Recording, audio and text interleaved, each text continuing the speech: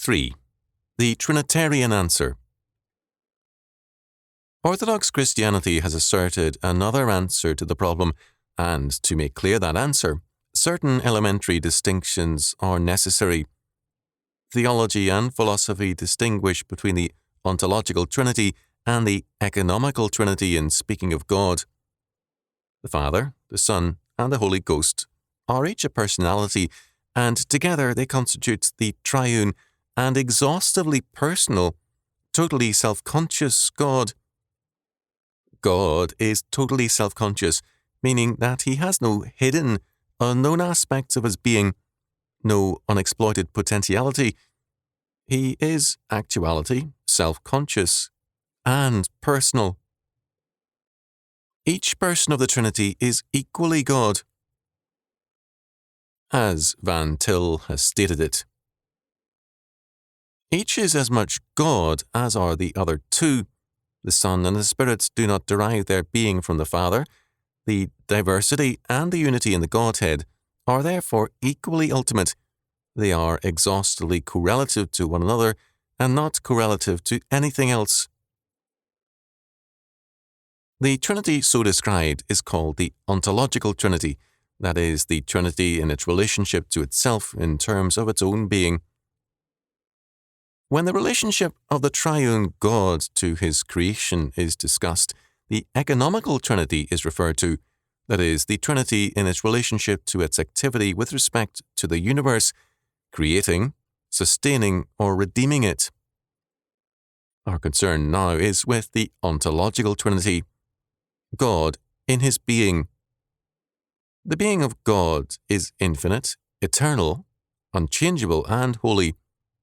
Biblical thought differentiates between created being and uncreated being, whereas all non-Christian systems speak of being in general, one undifferentiated being shared in various degrees by God and man alike. In these non-Christian metaphysics, the idea of the great chain of being, of the ultimate oneness of God and man, is implicit or explicit. Evil is non-being, and man either moves downward into non-being or upward on the ladder or chain into absorption by or full participation in being. Salvation is thus metaphysical, a development of being, whereas for biblical faith it is ethical, involving a new life and a new relationship to God, a change from status as a covenant breaker to status as a covenant keeper. Because man is a created being, he is totally under the government of God, and his thinking is true only as subject to God, whom he meets in every aspect of the universe, because it is totally the creation of God. The main point is that if man could look anywhere and not be confronted with the revelation of God, then he could not sin in the biblical sense of the term. Sin is the breaking of the law of God. God confronts man everywhere. He cannot, in the nature of the case, confront man anywhere if he does not confront him everywhere. God is one. The law is one. If man could press one button on the radio of his experience and not hear the voice of God, then he would always press that button and not the others. But man cannot even press the button of his own self-consciousness without hearing the requirements of God. Thus, all factuality in the universe is created and understandable only in terms of the ontological Trinity. Because he created it, its meaning is also created meaning, derived from him who made it. This points us to the ontological Trinity as the answer to the problem of the one and the many. Immediately we have a distinction which does not exist in non-Christian thought. We have a temporal one and many in the created universe, and we have an eternal one and many in the ontological Trinity, an absolute and self-complete unity. In Van Til, we have a definitive formulation of the implications.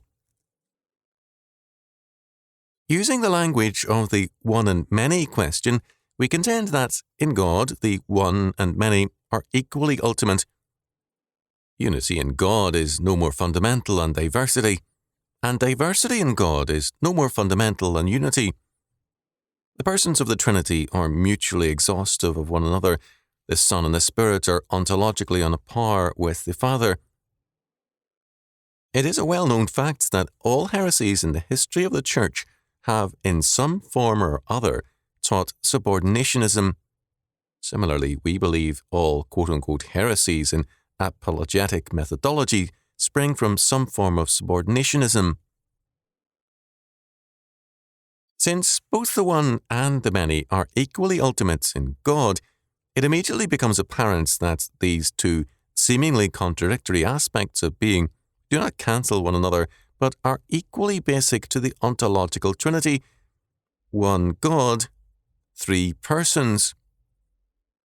Again, since temporal unity and plurality are the products and creation of this triune God, neither the unity nor the plurality can demand the sacrifice of the other to itself. Thus, man and government are equally aspects of created reality. The locus of Christianity is both the believer and the Church. They are not independent of or prior to one another. The wishes of husband and wife do not take priority over marriage, nor does the institution of marriage have primacy over the partners to it. Marriage, indeed, is a type of an eternal reality, Ephesians 5:22-25, but man is himself created in the image of God, Genesis 1:26-27. Education must be geared both to the individual and to society, but, above all, to God.